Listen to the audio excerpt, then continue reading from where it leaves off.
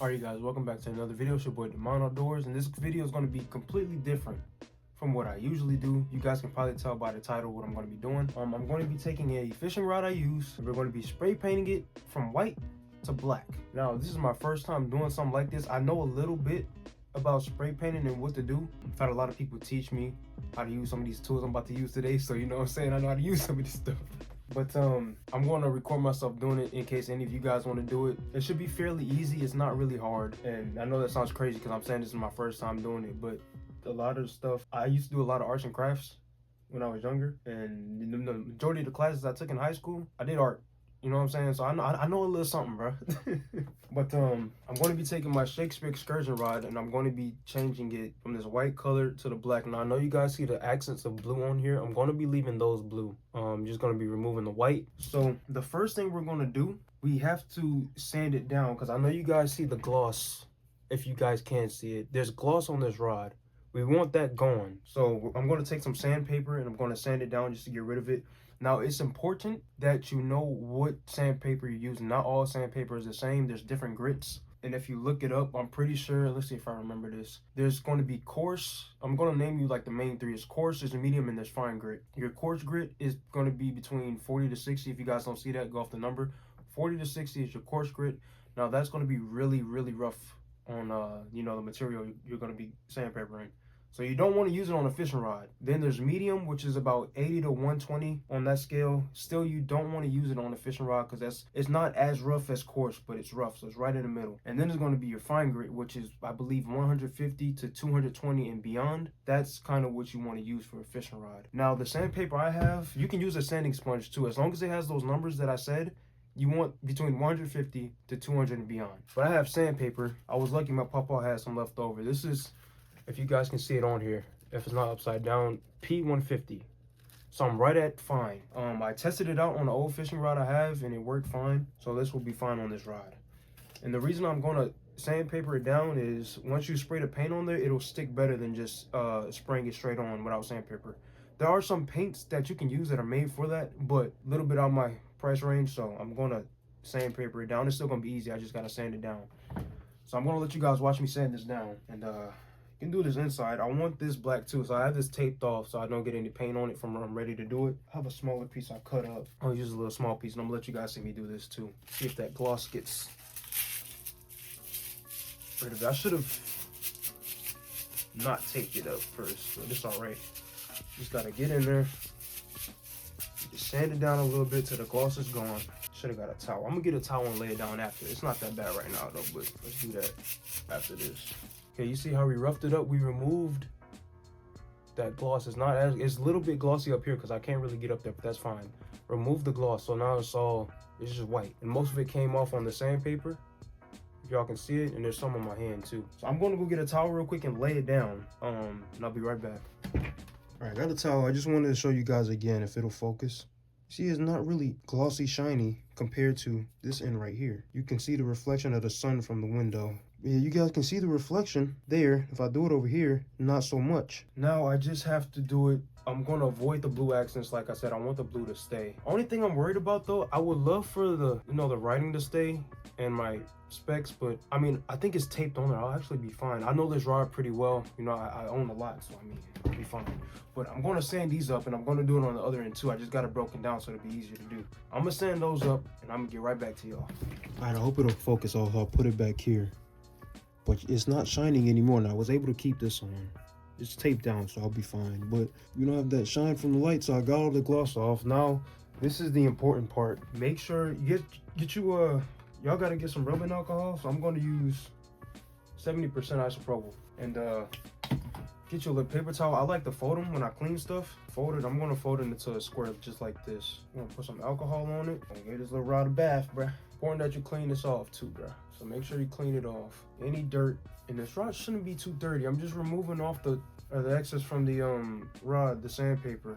It shouldn't be too dirty, because I take good care of my rods after the trip. I clean them off. There's not much on here, but this is the bottom part, and we're gonna get another paper towel and do the same to the top part. Only reason I put on gloves, I mean, I sanded it out without the gloves. It's just going to be keeping the rod clean. That's going to be the most important part. Yeah, yo, I take good care of my rods. I make sure all my rods, I wipe them down. I hate to see dirt and mud and you know, all that stuff sealed on my rods, and I do weight a lot, so my rods are usually hanging off my belt, or I got a new rod holder for it, but now I used to have them hanging off my belt when I used to wade, and I used to kick up the dirt when I walk, so I mean, I used to get mud and stuff on it. That's not good. All right, so now these are cleaned off. Set this aside. I'm gonna check how dirty this one was. Not too dirty. Only thing that came off, a little bit of black there and some blue from the guys wrapped up. That'll be fine. So now that that's out the way, all cleaned up, the next part, which is also important, paint is wet. It may rust the guides, so I'm gonna tape the guides off, and I'm gonna tape the blue around it so I don't get any paint on it. We're gonna take these guys off. It's better if you guys have painter's tape. I'm just gonna have to use masking tape. I mean, this is all I got right now, but it'll work. I'm not worried about the paint bleeding through because I've spray painted little accents on some other rods I have. So I mean, I know I'll be fine. I'm gonna wrap up the blue first. And when I spray paint stuff, I've done this before, I like to leave it.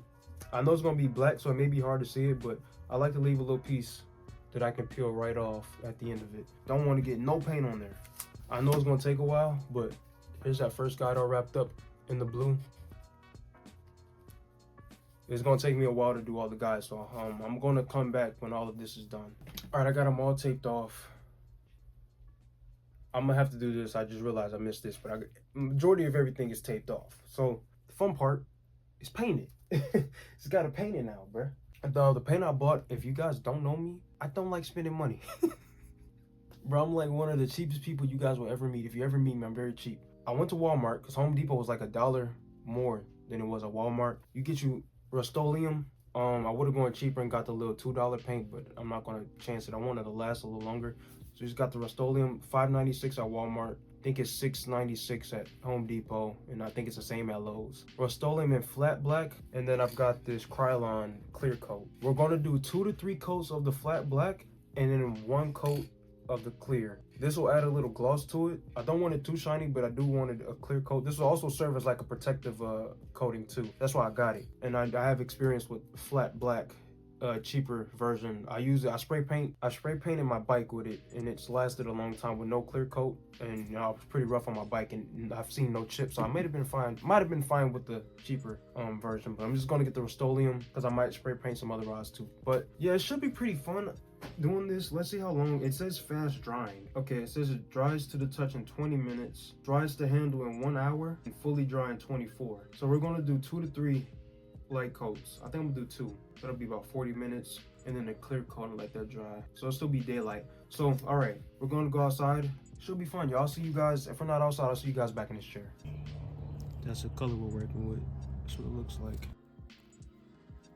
So it's important that you don't hold down the button when you're spraying. You want an even layer, and you don't want it to pile up on top of each other. You also want to rotate the rod as you're doing it. Now I have it laying down just to see what the first layer is going to look like. The only reason why I have it laying down, but I'm going to rotate it later on.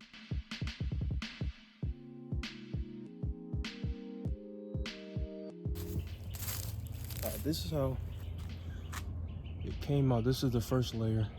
I'm liking it so far. So we just got to let this part dry for about 20 minutes. It's 6:47 right now.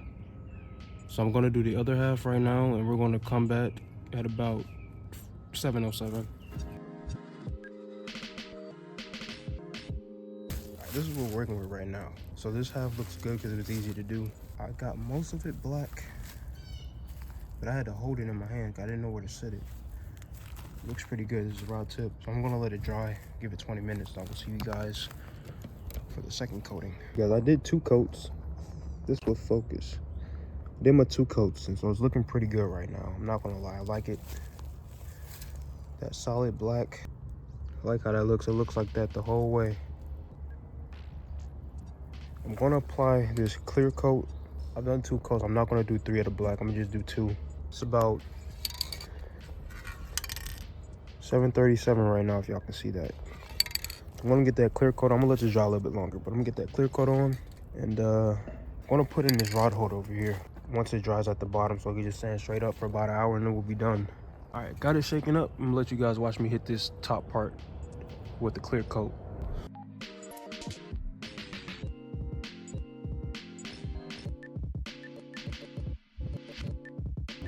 All right, it's been about a minute or 2. since I put on a clear coat. And I love, bro, I love, let me see if it'll focus for y'all. It has a gloss like a regular fishing rod. And this is my first time doing a full fishing rod. I'm loving it, how it like looks, bro. Loving how it looks. Show you guys the other half. If it'll focus, yep, look at that. Look at that gloss, bro. This is taped. I know it may look concerning. It's taped from right on the end, and I've got it taped in the front too, so it'll be fine here. Look at that gloss, bro. Looks just like my Daiwa, but I'm gonna give it, what is it? 7:45 right now. I'm gonna give it until maybe 8:05. I'm gonna put it together and just let it dry for an hour, and I'm come back and put it inside. It got dark on me real quick. It's about 8:20 right now, but here's the finished product. Took the tape off. Y'all can see that little shine. I like how it looks. Obviously, I'm gonna go in my room and show it to you guys, but it's looking pretty good, bro. Like a brand new rod. All right, guys, I'm done with the rod. I let it sit outside for about an hour. Here is the finish. I know you guys can't see the whole thing, but this is the finished product. Try to get as much of it as I can on camera. Bro, this thing looks beautiful, bro. It looks like a fishing rod you see in the store, just minus the writing that would be over here. The only writing I have on it is the handle. If y'all can see it, it's upside down, but there's a Shakespeare logo right there. But other than that, y'all, I mean, it's dry to touch. It has to cure. And I'm going to explain what curing is in just a second, but it looks beautiful, bro. Now, I'm going to have to let this sit overnight to cure, like I said. The difference between drying and curing is, with drying, basically what you guys saw in the video where I left it for about 20 minutes. 20 minutes for the paint to dry before I applied another coat, and an hour to handle. This is what it went through, that hour. I can handle it now. It's obviously dry to the touch. I'm without gloves. Touching it, nothing's on my fingers. That's drying. Now curing, even though it's dry on the top, I can still touch it. You want it to sit so the paint, you know, still wet under.